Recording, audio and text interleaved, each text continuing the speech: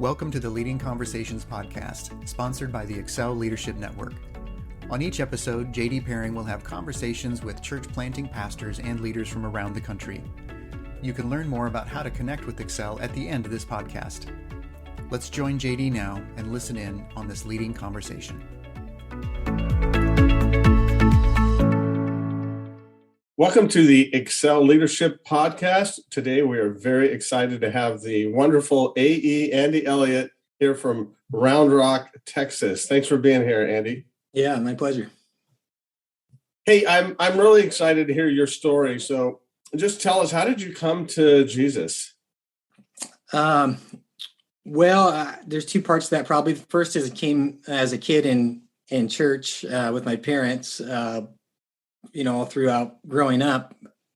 That's the kind of religious story. The real story, when I really personally, truly came to know the Lord, I was in my early 20s and married and on the brink of divorce. And a friend of mine threw me in the back of his car, passed out drunk at 3 a.m, and drove me to a pastor's house and said, "Hey, this guy needs help." And I don't remember much of that, but I was a pretty hardcore addict and pretty broken home that I had going. And I actually he put me up with the associate pastor, and I met with him. We had 4 meetings at his house, or not his house, in his office. And the 4th meeting, he just looks across the desk and he's like, "Dude, you are an a-hole." And he goes, "I'm never meeting with you again." And I said, "Okay, that's good for me." And I left, and I thought that was it. I was waiting for my wife to leave. She's already had bags out, was like literally prepping to pack and stuff. And they did like a last minute intervention. They had 8 or 9 other counselors and pastors get together to try one more shot. And I sat through that meeting for about, 20, 30 minutes and wasn't going anywhere. And one guy, he just said, "Would you do me a favor?" He said, "Would you ask if the Holy Spirit would show you if you've done anything wrong, anything on your end that you need to repent for?" And I was like, "Yeah, sure. If that gets me out of here, I'll say whatever you want me to say." So I started to pray that. I probably got maybe half the sentence out. And I just instantly saw, it was the weirdest thing. Because I really thought it was everybody else's fault. I thought my wife was horrible. I thought life was horrible. I was a very angry person. And I just immediately just saw it was me. Like I was the problem. And I spent probably at least 40, 45 minutes just bawling, snot coming out of my nose, hyperventilating, repenting of all these things. And I just felt the weight of the damage I had done, while at the same time feeling just this overwhelming reality of God just saying, if you'll let me have you, then I'll pull you out of this and we'll change it. And I gave my life to the Lord then, like really gave my life to the Lord, knowing what I was doing, and spent the next couple of years with a mentor teaching me like how to live. Like I wanted to live right now, or before people tried to get me to, but I couldn't do it. I didn't really have the desire. Now I had the desire. I just didn't know how. So I'd have a guy walk beside me, teach me like, how do you deal with anger? How do you deal with relationships? How do you deal with people? And just really teach me how to be a normal person, because I'd been in that for so long, mentally and emotionally. So that was it. So gave my life to the Lord then, and then had some hardcore discipleship for a few years, and worked my way out of those old ways of living. That's an incredible story. You actually had an intervention done on you? Yeah, it was. 9 people? Yeah, it wasn't going well. I mean, I really was an a-hole. I mean, that's what I would pull up to those counseling appointments and just drink vodka out from underneath the seat of my car until I was ready to go into the meetings. I'd walk in. I was just I used to break cupboards off the walls in our house, kick the doors down, like literally. I was nuts. I wouldn't let my wife answer the phone because I didn't want anybody calling our house, anybody getting inside of our space. Like I was really a nutso person. A lot of social anxieties, a lot of fears, a lot of addiction. And that's what, a friend of mine luckily saw what was going on, cared enough to throw me in his car and drag me over. And that's what got the whole ball rolling, which interestingly enough, that was 20 years ago, a little over 20 years ago. And he is actually the children's ministry teacher at our church right now here in Texas. That is great. That is wonderful. Wow. So you come to Christ, and then you end up having this discipleship thing. That sounds wonderful. Yeah, it wasn't the type of discipleship that you would think of. It wasn't like a sit down, like 12-week course. It was just him saying, "Hey, come over to my house. I need you." And I would show up. And then next thing I know, I'm riding around in the truck with him doing errands all day. And I'm like, "What are we doing?" He's like, "Well, I just want to spend time with you." And I'm literally like going to the hardware store with him, like just doing random obnoxious stuff with him, which on one side made me pretty angry to be being invited over for nothing. But I learned over time, I was actually just watching how he lived. Like we were at a place and the line's taking too long, where before I would have freaked out, started yelling at people, or just started losing my mind. And he's being kind to people, praying for people. I watch how he interacts with his kids and his wife. And, he'd have counseling appointments with people. He'd take me, to go join him. And I'd just sit there and hang out with him. And I just watched how he did life and just how he included me and involved me. He never ever... Him and another guy were both discipling me, and they never pointed me out as the guy they were discipling. I would literally walked in one time to a dinner, and it was all pastors and, important people way above my pay grade or life grade. And I just remember walking in and sitting down. There's probably 20 guys there, and he just turns and says, "Hey, this is my friend Andy. He's joining us for lunch." And that was his only introduction of me. No, like, "Hey, this is a guy I'm working with," or any of that type of stuff. And so it's discipleship through just invitation to walk with him and do life with him. And of course, in the course of that, a lot of Bible topics came up and a lot of life topics and faith building things, but it was very informal and much more relational. So. Well, I'm so glad that happened to you. I'd talk a little bit about your call to ministry and your call to church planting. I think those might go together, but how did that happen? Well, we started going to small groups at the church that we were at, my wife and and I had really, really very high social anxiety. So we would literally, I'd make her decide each week, we can go to Sunday service or we can go to midweek small group, but we can't go to both because I can't handle 2 socials in a week. And then even when we'd go to church, she'd go in ahead of me and I'd come in later. Then I'd wander around in the outside lobby area, for a while. I'd finally come in for a minute, go back out. When we went to the small groups, I'd drive around the block over and over again until I could see through the front windows that everybody was sitting down. And the meeting had started. Once it started, I'd go in. And then as soon as it was over, I'd head out. But it was in the middle of that, somebody had given us a word. They said, if you would just say yes to whatever God will ask you to do, he's going to give you a heart for people and he's going to, do these things in your future, ministry type things and stuff like that. And so we talked and we agreed, me and her agreed. We was like, we'll say yes to whatever God asks us to do.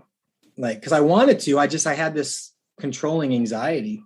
And wasn't very long after that, the guy that was discipling me said, "Hey, do you want to take over our small group?"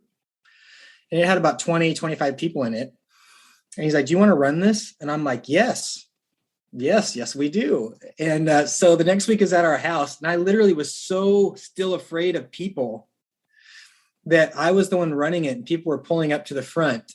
And I literally was going in my bedroom, hiding in the closet, shutting the closet door, going behind. So your closet wouldn't have worked because the door's so shut, but in my closet, behind the closet doors, behind the clothes, literally behind the clothes, pulled the hangers in front of me, totally hid behind the clothes. Only thing sticking out is my feet. And she's out there looking for me. I can hear her yelling my name, trying to get me to come out and run the meeting. And I wouldn't leave the closet.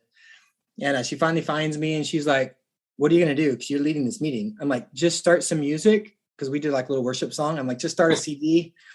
I said, "When the music's going or whatever, I'll come out." Because then nobody could talk to me. I didn't want like a big, introduction with music. I just didn't want anybody talking to me. So I slid out once the music was going. I ran the meeting. Because I was very controlled, what would be said or not said. And then the second that was over, I disappeared because I had to use the bathroom or do something. And then I just didn't come out until almost everybody was gone. And I was running the meeting. So that was my introduction to ministry. But God kept blessing it. It kept growing. I was honest with people. I told them where I was at, told them the struggles I was going through, and I was trusting God. And people responded to it with their own vulnerability and their own weaknesses. And they started trusting God, and our group grew, and then it multiplied, and it grew again and multiplied and grew again and multiplied. So we started having all these groups that we were kind of over, they called it district pastoring. We had several groups that we were running with different leaders. And then the guy that mentored me decided to go plant a church in another city about 3 hours away. So we ended up moving with him and going to help him plant that church, spent 5 years there. And then we just felt the Lord calling us to go plant a church in Texas. So how did you decide to move from where you were to actually go with this guy who was planting in Bend, Oregon, right? And how did you make that's a huge decision? Yeah, I mean, we were. It was a huge decision in a few ways. One, by then I really had a heart. We've been doing that for like almost 15 years with him, and I really had a heart to be in full-time ministry and get out of the work world that I was in. And with him leaving, it was a fairly large church, and with him leaving, the position was offered to me to take over that spot and to be that basically associate pastor at the church, which would have been salary, staff, healthcare, have the office, all that stuff. So that was all set up. And he actually told me, you can't come.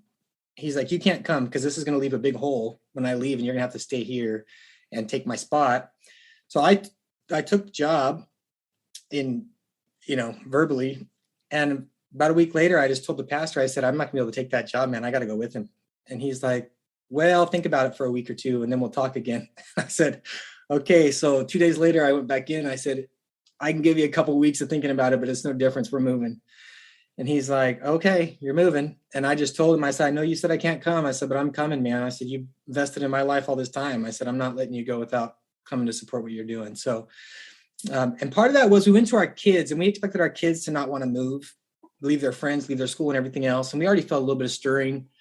We didn't want to move our kids. The opportunity was there for the job. If I went with him to do the planting, as we all know, that's certainly not something that pays or anything like that. So I told our kids, I said, hey, I know that these guys are going, but don't worry, we're not going to move you. And my daughter, who was only maybe 10 at the time, she says, what do you mean, Dad? And I go, what do you mean? What do I mean? She goes, you mean he did all this for us and you're not going to go there to help him? And I said, well, I didn't think you guys would want to move. And she's like, how could we even do that? Like, he came all the way across the water to save us. You can't even go out there to help him.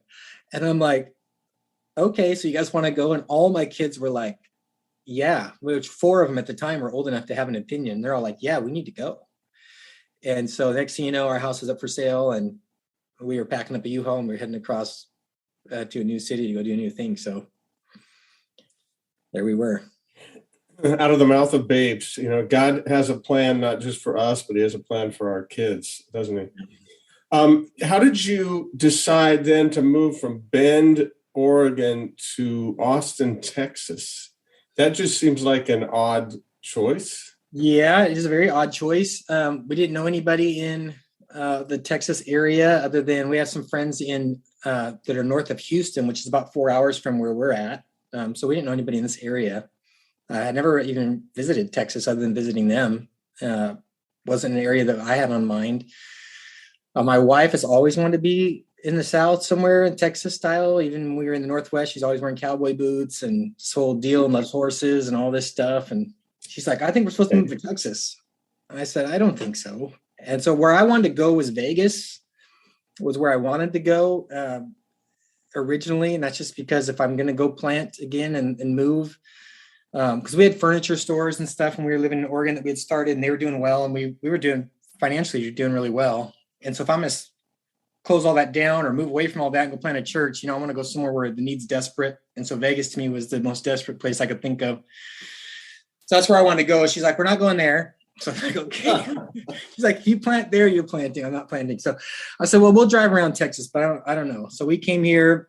We drove around all these different towns. We looked at Galveston and just tons of places. And everywhere we went, we would ask the people at the different towns. We'd say, hey, we're thinking of planting a church. Does your town need a church? What's the feeling here? And literally, for whatever reason, everywhere we went, they said, whatever you do, don't plant in Austin, Texas. And we're like, we weren't even bringing up Austin. And we're like, well, why not? And they go, well, that's the liberal armpit of Texas. That's the sister city to Portland, Oregon. Well, we grew up, that's where I grew up, where I met my wife and where we got married and everything was in Portland. So I'm like, well, we're going to go check this Austin out. So we came over to Austin and spent a couple of days. And I'm like, all right, we're coming to Austin. It's the most, as far as this area, was a place that felt certainly the most need and the most mixed up compared to other places. And at the time, we didn't know. I mean, it's kind of a hot spot to go to Austin now. At the time, we didn't know that. We didn't have any insight on that. We just felt God leading us there. So we ended up dropping into the middle of this area, and it's been a wild ride since. Talk about that wild ride. How's it gone? Up and down? Up now. Well, it started. So when we started, we sold our furniture stores in Oregon. We took the money. We opened a furniture store here. And we had businesses for 20 years. None of them had ever done bad. We'd done good in all of them, made money in all of them, sold multiple businesses before. Like, it had always been good.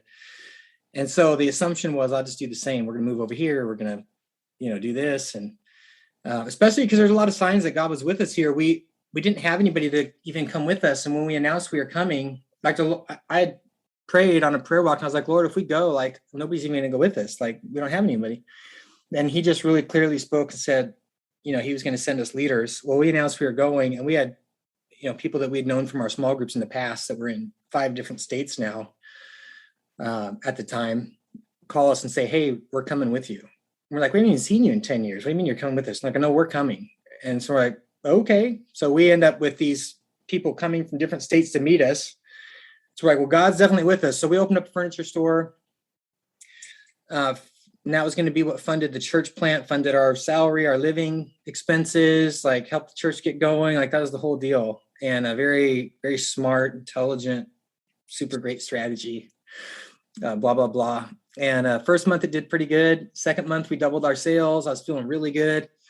Third month, this furniture store called Living Spaces, which is 600,000 square feet, which is like, I don't know, probably 5 Costco's. It's a huge place, opened up right just 2 miles from us. And flooded the market with advertising and concerts and free food giveaways. And next thing you know, like, we had nobody coming in our store, and just boom, just died. And so a few months later, we're going broke, and we had dropped hundreds of thousands of dollars of cash into this thing. That was like our thing. And I'm like, what do we do? And so I was staying there till late at night praying, and it was like, early in the morning one night, like 1, 2 in the morning, I was still at the store just praying. I'm like, Lord, what do I do? You're supposed to be here to help me, and we're doing your will. And where's all the money? And why is the store not doing good? And just real clearly, he just spoke and said, this thing's closing. He said, I'm not keeping it open. It's closing. And he really spoke to me the story of Moses, and that Moses was raised in all the wisdom and the, things of Egypt. And when he was in Egypt, he got water from the rivers and aqueducts, all their systems, the pots and the servants. And that was from God, because God makes the river and God gives man wisdom for systems. And he said that was fine because it's from me. But when I took him to the desert to lead my people, I taught him to get water from a rock, because I want him to get it directly. It's more intimate, it's close. I want people to follow me. And he just clearly showed me in my mind, like, the business time, there's nothing wrong with that. And those systems and business systems and strategies, those are great. And I gave you those too, but I'm about to teach you how to get water from a rock. And you're going to have to walk really close to me, because I want the people in the church as it grows to look to me, not to you. So this is going away. And so a few months later, it was closed. All of our money was gone. And because it was all cash, gone. And we had nothing. And right at that time, the Lord dropped in our laps somebody calling us, wanting us to adopt a baby that they were 3 months away from having. And we're like, well, we don't have money for adoption, and we don't even have money for our own rent, our own mortgage. So we started praying on that. And next thing you know, we are sitting in a hospital back in Washington State on a trip, waiting for a baby to be born and adopting a baby. And we end up back over here with a newborn baby, really no job, and a new church that we have no idea how to fund. And so that was the start of our church plant, was learning to trust God big time. Welcome to church planting. Yeah, for sure. So after that, we really just started. I was driving Uber. I was working at an apartment complex running their after-school programs as another side job. And then we were working at the, trying to build the church and meeting in our house. And then we met in the school. And then we met in, then COVID came along. We were just starting to grow. And then COVID came along and the school kicked us out.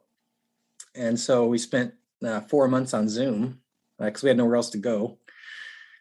So a lot of ups and downs, a lot of craziness, and a lot of, every time we thought we had momentum or something was going well, then we got shot back down or something else happened. So it was not the smooth strategic plan that we had put together on our 26-page church planting proposal.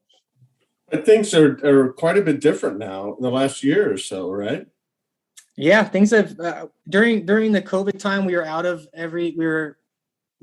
the school. We had nowhere to go, and I was doing a lot of prayer walking, which is funny. I mean, when you really get to where there's nothing else you can do, that's where you end up doing a lot of prayer, which is probably a better place to start. But I was just doing a lot of prayer walking, and at one point, the Lord just said, "Go find a building." I'm like, well, that makes no sense. One, we have no money. Two, we're not allowed to use a building because it was still right in the first 6 months of COVID. But I just kept getting that when I prayed. So I started looking, and I ended up finding this building, which was a pastor that had been here for 25 years or so. We came in, and he had it for sale, and we came and toured it. And he was he had his 5 buildings on the property. There's a boxing gym, like a full boxing gym.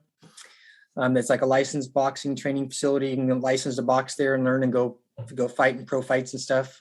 Then there's a jails to jobs transition place where the people don't live there, but they teach culinary, and they have lots of stuff there to basically rehabilitate kids from age 11 to 21. And then there's the church, and then the chapel attached to the church. There's a few buildings, but when we walked it with him, he was showing us all the places, and we'd been trying to get into a juvenile place for over a year, in the juvenile halls and stuff here, and trying to get in there, and nobody had let us in. And so we're walking through, and he goes, "So yeah, and this building's like a juvenile ministry." And I'm like, okay. And we had on our original proposal plan, we had doing some self-defense ministry for at-risk people. And so he walks back to this other building, and he's like, "Yeah, we got this boxing gym back here. We work with at-risk youth, and it's a nonprofit, but it's fully licensed and all this stuff." And we're looking at it, and I'm like, okay. And then I do business, like business trainings that I like to do a couple times a month, and just invite the community in and do business stuff from my old business days. And he goes, "Yeah, and we have this business networking group called the Buzz that meets here once a month, the Round Rock Buzz, and they meet here, and they've been using the church." And basically everything that was on our list already was here. And I just looked, I'm like, really? And he would cry every time he talked about stuff, start bawling. And I just stopped. I said, "You're not really done, are you?" He goes, "Well, what do you mean?" I said, "Well, you're up for sale, but it doesn't seem like you're done ministering." And he's like, "Man," he goes, "I can't run these Sunday services anymore and do all this stuff." He goes, "But I still want to win people for Jesus." And so we went back, prayed, talked about it. We didn't have any money. He had it for sale, it was like $2 million or something for the thing. And so I came in with him and his realtor and sat down, and I said, "Well, I got a proposal." And they said, "Okay, what's that?" I said, "Well, we don't have any money." So he said, "What we like to do is buy it on a contract, and we'll come in next month and start making the payment," which I had no idea how we'd even make the payment. But I said, "We'll just start making the payment, and you can stay here and keep running your boxing ministry," because that was his big heart that he still wanted to do. And I said, "And just stick around the church, and we'll all do ministry together." And they just said, "Okay, we'll think about it." And came back 2 weeks later, said no. They had other churches interested. They had another church with cash ready to buy it. They already did a Sunday service here, like as a practice service to get it ready to go, and made sure it fit their people. So done deal, like they were going to move forward with that church. They just hadn't signed contracts or anything yet. So we went to a hotel. I still felt like we were supposed to be here though. So I kept praying on it, and team kept praying on it. And then one day I get a call from his realtor, and we're over at the hotel, and he says, "Hey, the pastor wants to meet with you again." I said, "Well, tell him nothing's changed. I'm still broke. And he would still like to be there, but nothing's changed. Banks won't loan us money. We're brand new. It's COVID. They won't loan to churches." He's like, "He just wants to meet with you." So I went in, and I walk in his office, and he just kind of like does his hand across his face, and he just looks at me, and he goes, "You've been praying." I go, "Every day." And he's like, "I cannot get peace about selling this to anybody except for you." And I said, "Well, that's good, because we're supposed to be here." And he goes, "Well, we're going to have to figure it out and work something out." So we ended up working out a lease purchase. So we have 7 years to exercise the purchase option, which I'm already working with banks and stuff on getting us set for that. But and then the lease purchase actually ended up being the monthly payment is less than what it would have been for us to buy it anyways. So it ended up being like a screaming deal for us, better than buying it. And price is locked in. He actually came down on the price and everything too. And so we moved in, and church has just been growing like crazy ever since. We're ministering, helping with the boxing, with the Jails to Jobs. All the ministries interact with each other. And, it's just God. I mean, I'm here, but I don't know how it's all happening. I just pray and talk to God and just try not to screw it up. That's just astounding. I'm listening to you talk, thinking, this isn't a very boring guy. Everything is just crazy. So thank you for sharing that story. I mean, that's just incredible. Do this last question. Just what do you want to say to us as leaders? Anything you want to tell us? Yeah. Do you know what? I would just say whatever level of desire you have to build a church, it's not nearly as high as God's desire to build his own church. And so sometimes I think it's easy to get caught up in this feeling or this desire, like, we got to try so hard and we got to struggle so hard and we just got to pray so hard to get God to move or get God to do something. It's his plan from the beginning. I mean, it was his desire. It's his heart. He's the one that calls us. And so, he's at work building his church. Unless the Lord builds a house, they labor in vain that build it.